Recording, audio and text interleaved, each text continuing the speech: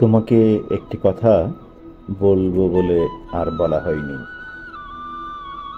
তোমার সঙ্গে আমার যে সম্পর্ক, তোমাকে নিয়ে আমার যে ভাবনা, তোমাকে নিয়ে আমি যতটুকু দুশ্চিন্তায় থাকি, ঠিক সেই জায়গা থেকেই আমি তোমাকে বোঝাতে চাই তুমি আমার জীবনে কতটুকু গুরুত্বপূর্ণ।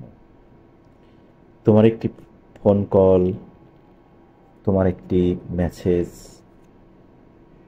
আমাকে আনন্দিত করে, আমাকে উৎসাহিত প্রদান করে।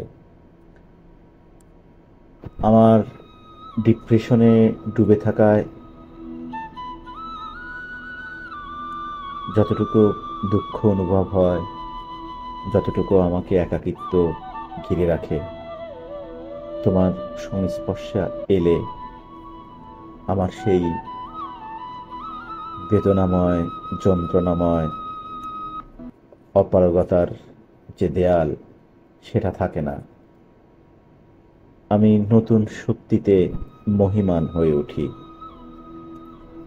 নতুন করে আমি আমার নিজের ভিতরে জানতে পারি কোনো একজন মানুষের জন্য আমাকে ভালো থাকতে হবে। কোনো একজন মানুষের জন্য আমি সত্যিই ভালো থাকি। তাকে এই জীবনে পাই না পাই সেটা বড় কথা নয়। আমি তাকে ভালোবাসি, সে আমাকে বিশ্বাস করেছিল, অথবা সে আমাকে এখনো ভালোবাসে। সেই বিশ্বাস, সেই ভালোবাসার জায়গা থেকেই নিজেকে ভালো রাখতে হয়, নিজে ভালো থাকি। তোমার সঙ্গে আমার হয়তো বিশেষ কোনো স্মৃতি নেই। তোমার সঙ্গে আমার দামি কোনো রেস্টুরেন্টে বসে কফি খাওয়ার কোনো সৌভাগ্য হয়নি। কোনোদিন হবে কিনা সেটাও জানি না। তবে হবে না যে, এটাই সত্য। তোমাকে দেখতে চাওয়াটা তোমার কাছে অন্যায় অথবা অপরাধ মনে হতে পারে। কিন্তু আমি তোমাকে যতটুকু ভালোবাসি, আমার ভালোবাসার জায়গায় যদি তুমি আমার পক্ষ নিয়ে, আমার দৃষ্টি দিয়ে, আমার অন্তর্যামী দিয়ে যদি তুমি অনুভব করো, তদ্রূপ তুমিও প্রত্যাশা করতে, তুমিও জানতে চাইতে বা ইচ্ছা পোষণ করতে আমার সঙ্গে দেখা করার। যেহেতু সেই সৌভাগ্য এবং সেই সৎসাহস বা সেই তোমার কাছে কৈফিয়ত চাইবার মতো যে দুঃসাহস আমার নেই, এটাকে তুমি দুর্বলতা কখনোই ভেবো না। এটাই হয়তো আমার বিনয়, আমার ভালোবাসার এক প্রকার অদৃশ্য শক্তি। মানুষের জীবনে চলতে গেলে ছোটখাটো ভুল হয়, ভুলভ্রান্তি থাকবেই, এগুলো স্বাভাবিক। সবকিছুকে মেনে নিয়ে মানিয়ে চলাই হয়তো জীবনের সৌন্দর্য আরো বৃদ্ধি পায়।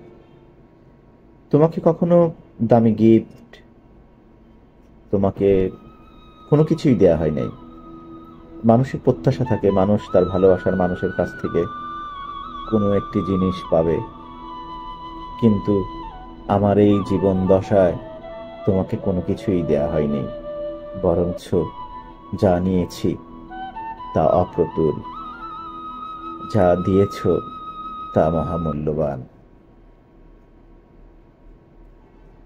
তোমার চোখের দিকে তাকিয়ে থাকার অপরাধ বোধ হয়তো আমার নেই, কিন্তু অনুশোচনা যে নেই সেটা কিন্তু একদম মিথ্যে নয়।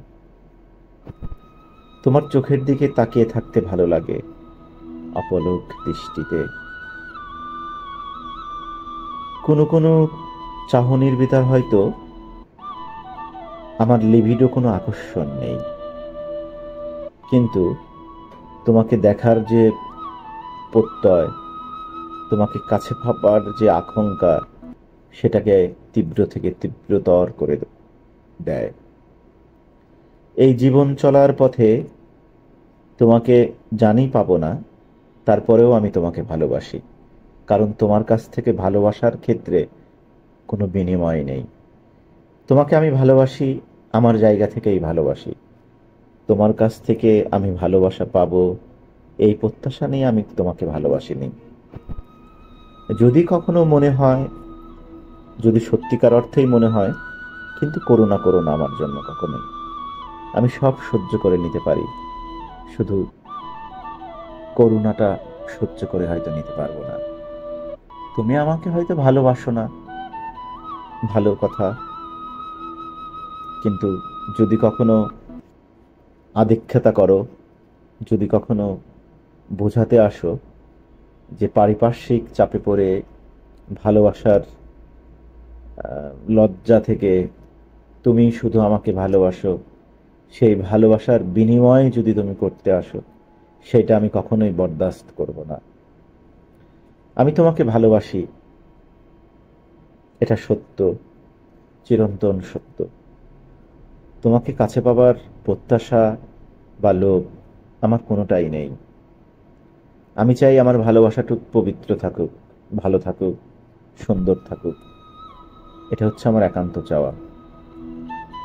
ভালোবাসলেই তাকে পেতে হবে, তাকে কাছে নিতে হবে, তাকে উপভোগ করতে হবে, আমি আসলে এই ধরনের ভালোবাসায় বিশ্বাসী নয়।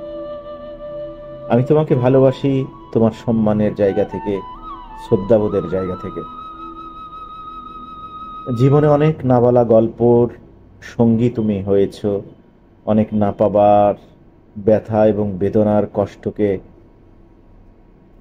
তুমি সঙ্গী হয়েছ, আমার সঙ্গে থেকেছ। আমার বেদনার মর্ম ভূমিতে তুমি প্রবেশ করেছ নিজস্ব দুঃখ বোধ মনে করেই। সেই জায়গা থেকেই তোমার প্রতি আমার যে সম্মান এবং শ্রদ্ধাবোধের জায়গা, সেই জায়গা থেকে আমি সবসময় তোমাকে সম্মান করি এবং ভালোবাসি। মানুষের অনেক ধরনের প্রত্যাশা, মানুষের অনেক ধরনের লোভ থাকে, এটা মিথ্যে নয়। তোমার প্রতি আমার কোনো মোহ বা লোভ আছে কিনা আমি জানি না, তবে লোভ যেটা, সেটা হচ্ছে তোমাকে দেখার আমার প্রচন্ড লোভ হয়। এটাকে তুমি কিভাবে নেবে সেটা তোমার ব্যাপার, কিন্তু তোমার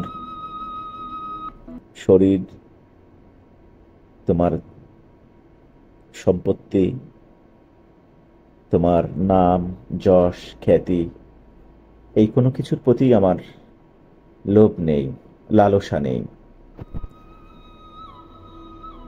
তবে তোমাকে দেখার লোভ আমার আছে, এটা সত্য। ভালো থেকো, আবার অন্য একদিন কথা হবে বেদনার দরজার কপাট খুলে। ভালো থেকো।